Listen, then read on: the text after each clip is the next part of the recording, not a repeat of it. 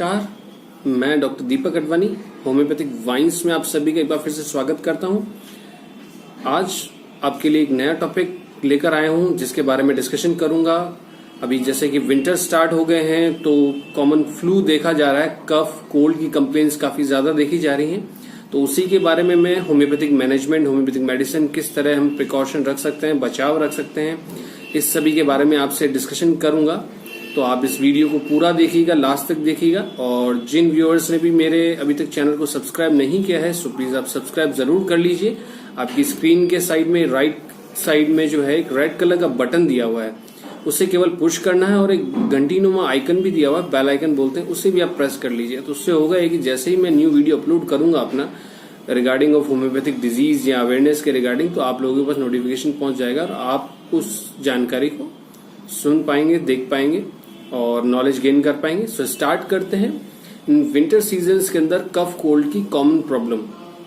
तो सबसे पहले बताना चाहूंगा कि यहाँ पर जैसे इंडिया में 3 सीजन होते हैं, सीजन चेंज होते रहते हैं, गर्मी आती है, सर्दी आती है, बरसात आती है। तो तीनों सीजन्स में बॉडी का जो इम्यून सिस्टम है वो एनवायरमेंट को अडेप्ट करने में थोड़ा सा टाइम लग जाता है। तो इसीलिए कॉमन फ्लू देखा गया है। जैसे ही मौसम चेंज होता है, जैसे अभी बरसात से सर्दी का सीजन आया है, तो जो सर्दी आती हुई सर्दी जो है वो उसके अंदर फ्लू लाइक सिम्टम्स देखे गए हैं। किसी भी एज ग्रुप का पर्सन हो, चाहे छोटे बच्चे हो, उनमें भी अटैक हो जाता है, चाहे फीमेल्स हो, मेल्स हो, ओल्ड एज का पर्सन हो, तो किन्हीं में भी ये कॉमन फ्लू सिम्टम्स देखे गए। तो इनके संदर्भ में मैं आपको धीरे धीरे बताऊंगा कि क्या होता है। फ्लू में क्या होता है कि जैसे कि अभी सर्दियां हैं, सुबह कोई पर्सन उठता है तो स्पास्मोडिक स्नीजिंग होती है, छींकें लगातार आती हैं उसे, 8 से 10 छींके एक साथ, आंखों से भारीपन, पानी निकलना, सिर भारी होना। और नाइट में सोते वक्त बच्चों का अमूमन देखा गया है दोनों नॉस्ट्रिल्स जो होती है, नेजल ब्लॉकेज, नाक बंद हो जाता है। रात को सोते वक्त बच्चों की छाती में से खड़खड़ की आवाज आती है। कुछ इवन बच्चे देखे गए हैं कि खराटे तक लेने लगते हैं। चेस्ट में देखा जाता है तो कंजेशन हो जाता है, बलगम जम जाता है और इसी कारण से फीवर की कंडीशन भी आ जाती है, शिवरिंग भी होती है, थोड़ा सा ठंड कंपकपी भी लगती है। तो ये कुछ अमूमन कंप्लेंट्स हैं जो कि पेशेंट्स लेकर आते हैं सर्दियों में। और ये सिम्टम के तौर पर भी देखे जा सकते हैं, सर्दी, खांसी, जुकाम, बुखार, ठंड लगना, बुखार आना, ये सब चीजें कि इसके बारे में मैं आपको होम्योपैथिक मेडिसिन या होम्योपैथिक मैनेजमेंट के बारे में आपको बताऊंगा।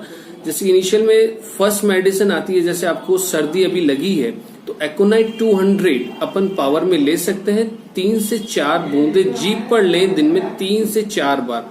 अगर स्पास्मोडिक स्नीजिंग है किसी पेशेंट को, बच्चे हो, बड़े हो, छींके आ रही हैं 8 से 10 से 12 छींके एक बार में आ जाती हैं, तो हम लोग एलएमसी-पा 200 और साबेडेला 200 ले सकते हैं। डिजीनेस, डलनेस फील कर रहा है अगर पेशेंट, तो हम जलसीमियम 200 दे सकते हैं।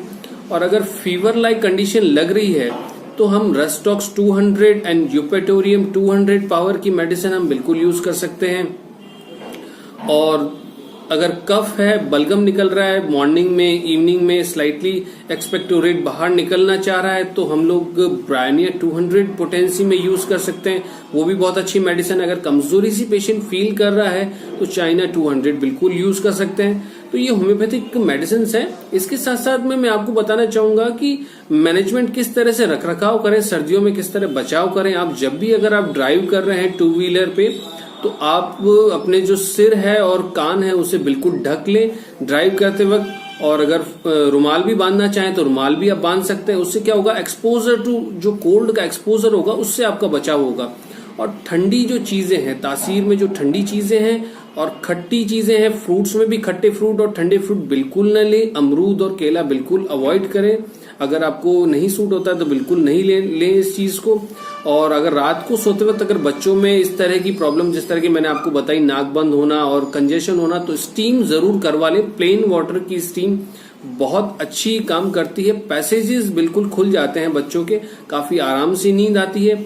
और मुनक्का जो होती है, मुनक्का किशमिश से थोड़ी सी बड़ी होती है, वो अगर आप भिगो के यूज करना चाहें तो भिगो के यूज कर सकते हैं। गर्म दूध का सेवन करें, खजूर खा सकते हैं आप लोग। तो ये कुछ जनरल डाइटरी फैक्टर मैंने आपको बताया, ये भी आप करेंगे तो काफी हेल्पफुल रहेगा सर्दियों में। और जो मेडिसिन है उसे आप डिस्क्रिप्शन में भी देख लीजिएगा, मैंने डोजेज और आपको इलेबोरेट तरीके से समझा दी है।